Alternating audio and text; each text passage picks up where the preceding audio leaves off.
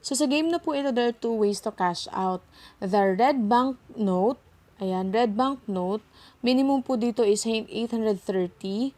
Ayan siya. And si blue bank note. Ayan siya. So si blue bank note po is 10,000. Blue bank note is equivalent to 10 pesos. At both po pwede nating i-withdraw sa Lazada, GCash, Paymaya, GrabPay, at saka PayPal.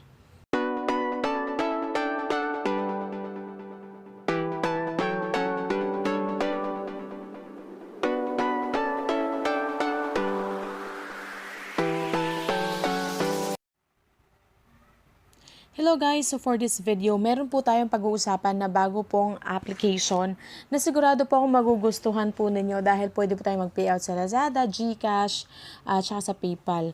So dito po, as you can see, ito po yung game. Later, papakita ko sa inyo kung paano po siya laruin. Dito po pala sa baba, isa-isahin po natin itong mga icon. Yan. Dito, makakakuha po tayo ng, ito yung daily task. So, ayan, dito natin makukuha yung blue bill. So, as you can see, meron po kasing dalawang type ng bill. Blue bill at saka red bill. So, dito, blue bill. So, as we are playing, makakantanggap po tayo ng blue bill na pwede din po nating i-cash out. 10,000 blue bill po is equivalent to 10 pesos. So, dito po, if maglalaro po tayo, for example, every video, you will get 55.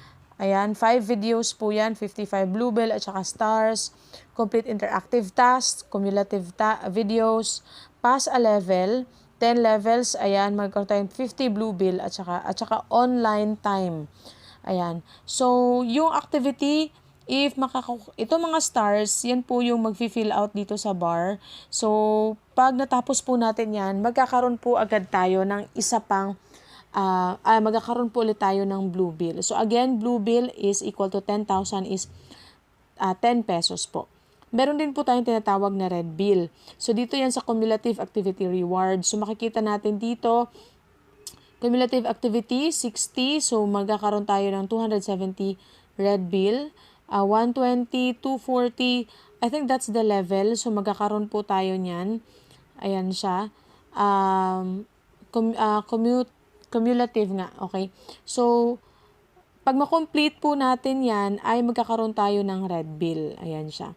Tapos, dito naman sa pag-invite, ayan siya, magkakaroon po tayo, if your friend passes 5 level, magkakaroon po tayo ng 5 pesos red bill, equivalent to 5 pesos, at saka blue bill po.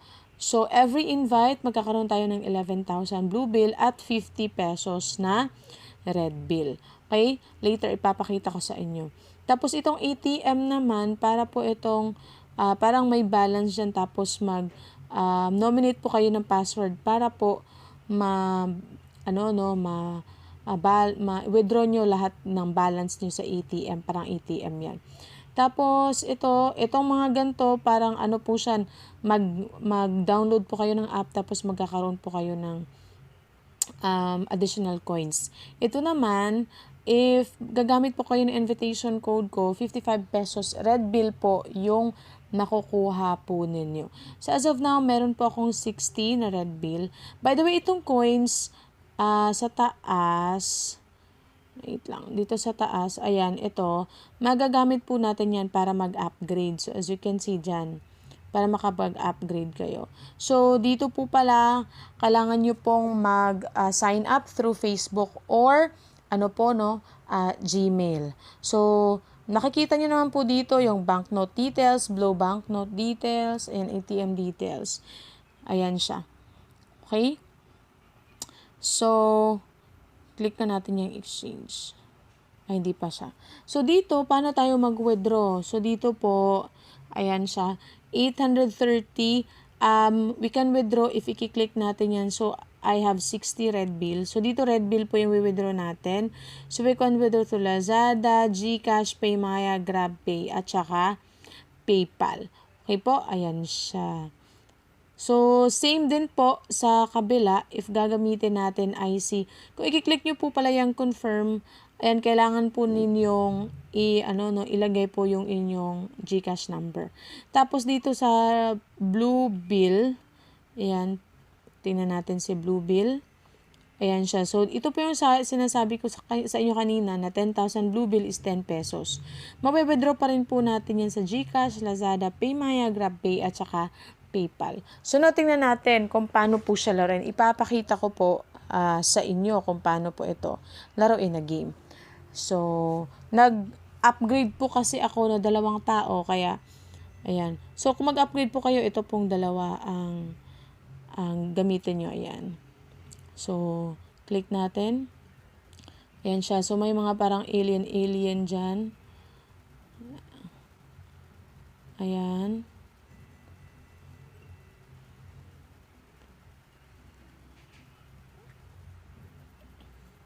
Ayan. Oh. Ayan siya. So, sa taas makikita nyo yung mga tao na nakapag-payout. So, dito, nakatanggap tayo po ng 5 red bill. At pwede nyo po yung i-multiply.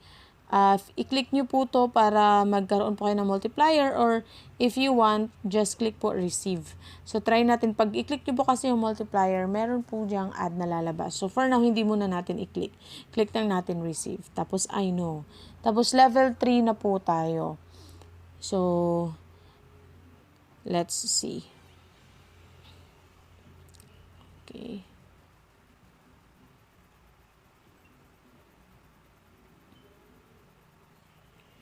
Ayan.